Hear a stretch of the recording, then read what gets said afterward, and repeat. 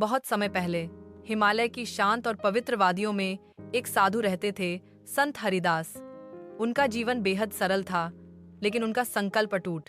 वे न तो राजाओं के दरबार में गए और न ही किसी की वाहवाही के पीछे भागे। उनका एक ही लक्ष्य था, आत्मा का सत्य जानना।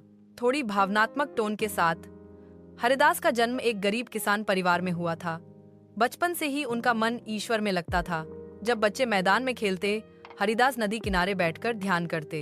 एक दिन उन्होंने अपने पिता से कहा, पिताजी, मैं हिमालय जाना चाहता हूँ, भगवान को अनुभव करने और खुद को पहचानने। पिता ने चुपचाप सिर झुका लिया, फिर बोले, बेटा, यह रास्ता आसान नहीं होता। लेकिन हरिदास ने मुस्कुराकर उत्तर दिया, मैं कठिनाइयों से नहीं डरता, मैं खुद को पाना चाहता हूँ। संगीत में हल्का बदलाव, थोड़ी रहस्यमयता। फिर शुरू हुई एक साधक की यात्रा। हरिदास गुफा में रहते, जड़ी बूटियां खाते, दिन रात ईश्वर का नाम जपते।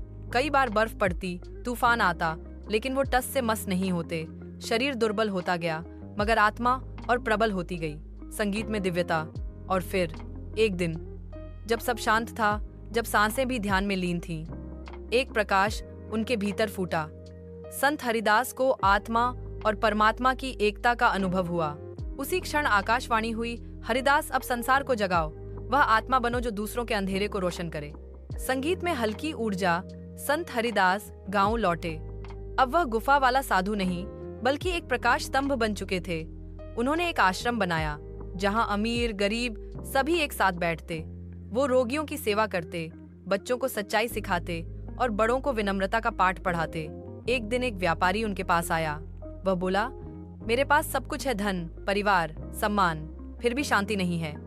संत हरिदास मुस्कुराए, शांति बाहर नहीं, अंदर है। जब तुम खुद को जान लोगे, तभी भगवान को भी पहचान सकोगे।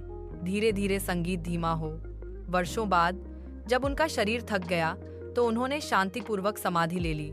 लेकिन आज भी हिमालय की वादियों में उनका नाम गूंजता है और उनके आश्रम की दीवारों पर ये पंक्तियां लिखी हैं, जो खुद को जीतता है वही संसार को रोशन करता है। संगीत पूरी तरह शांत।